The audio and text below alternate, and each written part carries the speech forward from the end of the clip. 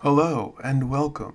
I'm your ever pleased to be presenting host Lothran, and this is another episode of the Stalktober special From the Heart of the Jakuls. We're still locked in the start of the same series as the previous two episodes, so let's continue. Go take a second to grab a quick snack, settle into your favorite spot, get real nice and cozy, and listen closely to Clutching Daggers, Part 3. Nictus ascended upon the dais, knowing he'd have to fight for his life once more. He'd kill and slaughter, figure things out and be stumped by puzzles. He'd miss details, he'd discover new wonders, he'd be hunted as he hunted others. The trials and tribulations of the labyrinth were like a second home to him now, and in the end, he'd step onto another disc and rise up once more, finding himself back where he began. In that unsettling manner, all the discs brought him either to the mazes or to his home, and to nowhere else. But they always moved up. What an odd thing that was. 5 screens sprang into existence in one corner of the room. He couldn't see through them, but as each one tracked his movements, Nictus knew they could see him. He smirked at them, waving a hand. He stood there without anything to his person but a plain pair of pants and a belt. Those that watched him sent the signals out to dozens of others, being paid a little bit for each view they received and held on to. Most of them made more money than Nictus did, but their lives were boring. He could never force himself to be what they were, just sit and watch and wait, and never really experience anything at all. Cowards. He went over to the mural, the reason he never carried weapons into this place anymore. It depicted a man with a spear and a shield, fighting off men with no faces that held a sword and a dagger. 3 of the faceless versus the figure with the spear. The simple painting told him much. His ideal weapons would be a spear and a shield. The minimum number of opponents he'd fight in a room was 3. Most often on this floor they'd be eyeless, mouthless beings, often referred to as drones. And that he'd find no usable soil in this maze. Only sand was depicted in the painting. Nictus bent to the frame surrounding the massive painting, checking each of the boards to see if any were loose. Not always, but sometimes. Ah, here it is, he exclaimed as he ripped the board free. It would make a decent club. The maze would send a lone soldier in poor gear into the room if he spent enough time here. The starting room was a little bit different than all the others. And time in this endless maze, that was something he used quite a bit differently than other beings traversing the complex. Nictus began smacking the painted wall, listening for a hollow sound beyond. He'd found the first one by accident. An archer, a hiver-looking drone, had shot an arrow past his face. After killing the fiend, Nictus had collected the arrows, going back to retrieve the last one from the wall, but he'd found only a small round hole where an arrow should be, and air ripping right through it. Grabbing the tattered fabric with his hands, he discovered much more than he'd imagined possible behind the tableau. The board ripped through a section of painted paper. Nictus smiled evilly. He'd won his little wager. Reaching out, he tore down the remaining cover for the door leading to a secret room. He glanced over to the screens, tilting his way. That's 10 in a row. My detractors may begin feasting upon their boots, and going and fucking right off. I'm right again. Everyone else who was so assured that they knew exactly how this place worked, they were wrong. Of course, he'd been sure of the truth before he'd ever even made the bet, but still he enjoyed watching the smaller colored lights under each screen, denoting how many people were tuning into that particular angle. Black for 1 million, red for 10 million, and so on and so forth. Most of his lights were golden. He had no idea how many that was. A bunch of who gives a shit. He had things to do, places to explore, and drones to kill. A thunderous roar erupted from the gate he'd just revealed.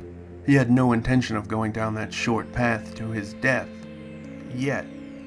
One day soon. These paths always lead to an insane fight. Nictus had fought them before, but always lost.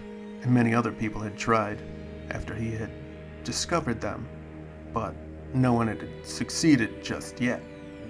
Nictus would need weapons and armor before he risked everything to find out if his theories about these rooms were correct, and he'd need a lot more than just gear if he actually wanted to succeed in there.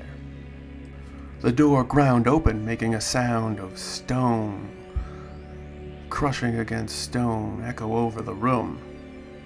Our guest has arrived, bringing gifts. Nictus leaned the beam against his shoulder as he casually sauntered to the blank-faced man briskly walking in his direction. Nictus moved like he had not a single care in all the world. The drone screamed from a mouth it didn't have, charging and raising its sword above its head. Nictus pretended not to care and barely to notice the other being's presence until it was almost too late. Almost. Ducking under a swipe to his skull, Nictus dodged to the side, striking the sword hand with the beam of the ancient wood. The sword clattered to the hard stone. The drone bellowed and slashed with the dagger in its other hand. Nictus barely made it out of the arc of that much faster blade. The pair of them traded feints and missed strikes for a minute or so, both of them tiring. But Nictus won the fight by moving to sweep with his beam rather than swipe or shove with it. The drone fell onto its side, trying to roll away but moving into a wall and getting 2 swift strikes to shatter its skull to pieces. Now that, Nictus could afford buckets, and knew how to make his own from tools in the maze. He didn't need to save as many skulls as he used to. Plus, many of his viewers bought skulls from him, and he'd gone on sort of a collecting spree of late. He had plenty for now, and he seriously enjoyed smashing these assholes' heads apart. He stripped the soft leather and cloth, mostly intact gambeson from the corpse. Too small, pity. These are excellent forms of protection. He spoke seemingly to himself, but also to the viewers who were probably jotting down his thoughts as fast as he let them free from his mouth. Still, they can be used as a container or cut into strips for rope and such. He set that aside. He picked up the dagger. Too much of a curve. Not what I prefer. Not really long enough either. Use it or not. Keep it because it's decent steel. I could probably trade it or work with it and whatnot. The sword. Ooh, this is much better than it should be. Nictus held it up for the screen to get a good look at it. It's a bronze gladius. You'll note that the edge is dinged quite a bit. He pulled the soaked whetstone out of the pocket of his pants. The only thing he carried into the mazes anymore. With just a little bit of sharpening, this beast will drink the blood of my enemies all too soon. It took him very little time to get the sword back to fighting shape. Since it's bronze, I'll have to keep doing that every once in a while if I ever block with it. But it's just a fabulous weapon to get from the first drone. Quite unbelievable, of course.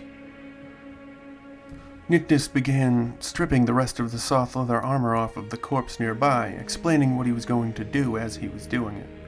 So, folks, what I'm going to do here is craft up some pouches. These bag shoes will do nicely, actually. I'll just make some cordage to secure them. Then I'll set a trap or two and wait for the pair of drones in the next 10 minutes. After that, we'll see how we feel. If I want to wait for the next 3 drones after that, or try my luck in the next room.